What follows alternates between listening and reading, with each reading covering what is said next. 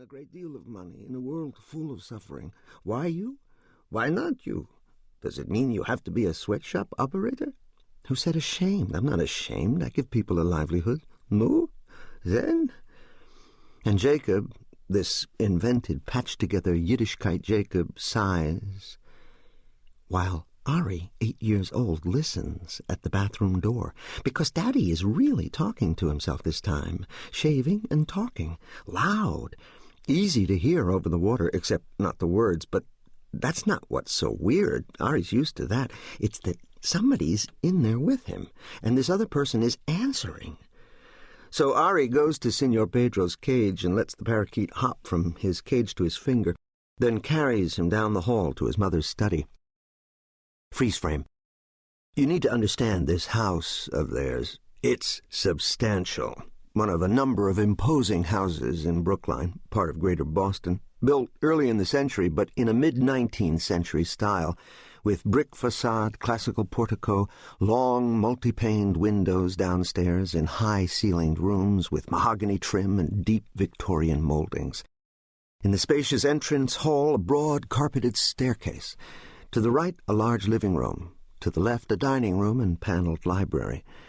Deborah has modernized the big kitchen with new cherry cabinetry, a $20,000 island of wood and technology in the center, and French doors onto the rock garden at the rear. There are bright oiled wood floors covered with orientals downstairs. Upstairs, thick taupe wall-to-wall carpeting. Ari, in socks, slides along this carpet to his mother's study. Senor Pedro's clipped wings flap. Ari knocks. "Mom." 2 syllables, descending. Hi. Ari isn't supposed to be in here, he knows that, but he's so sleepy this morning he needs her. And Dad is being so weird. Ari plays it casual. Tentatively, he cuddles into his mom's big leather reading chair. Old leather cold against his skin, bird against his cheek, and listens to the click of her keyboard. One look at her shoulders tells him she isn't in the mood. She half turns, keeps typing. "Good morning, Ari. I'm really busy, I'm sorry, but I've got to go so soon." He just sits. She turns a little more. "Yes, honey?" He thinks about how to say it. "I thought maybe you were in the bathroom with Daddy." "Uh-huh." She's typing again. "Because Daddy's talking to somebody." "Well, that's nothing new, for God's sake. He talks to himself, you know that." "But somebody's there." "Nobody's there. Your Daddy is just a little peculiar sometimes." "With a different voice." "Oh, you know, sometimes—" She stops typing, swivels. "What kind of voice?" "With an accent." "An accent? And old. And, you know, like from another country, like the shamus at synagogue, except older even." "Oh, well, you know your Dad. He's kidding around, that's all it is. I see you're all dressed. Well, you look nice. Margaret will be here any minute to take you to school. You know your Mom's leaving for the airport in like 5 minutes.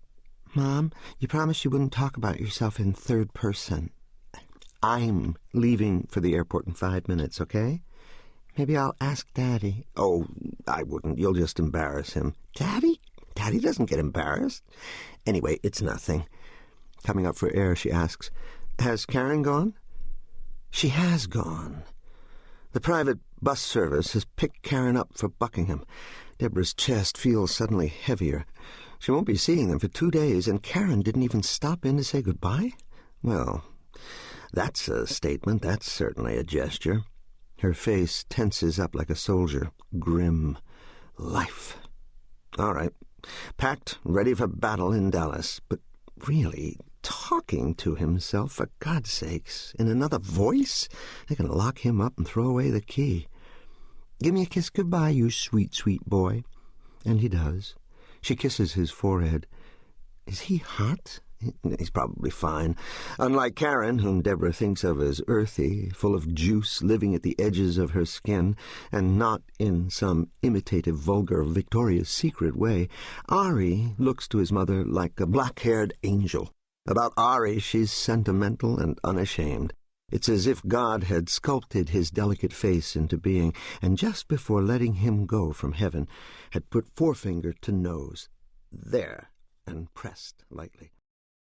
She saves... To keep listening to this audiobook, I've left you a link in the description so you can do it, at no cost thanks to Audible's 30-day free trial.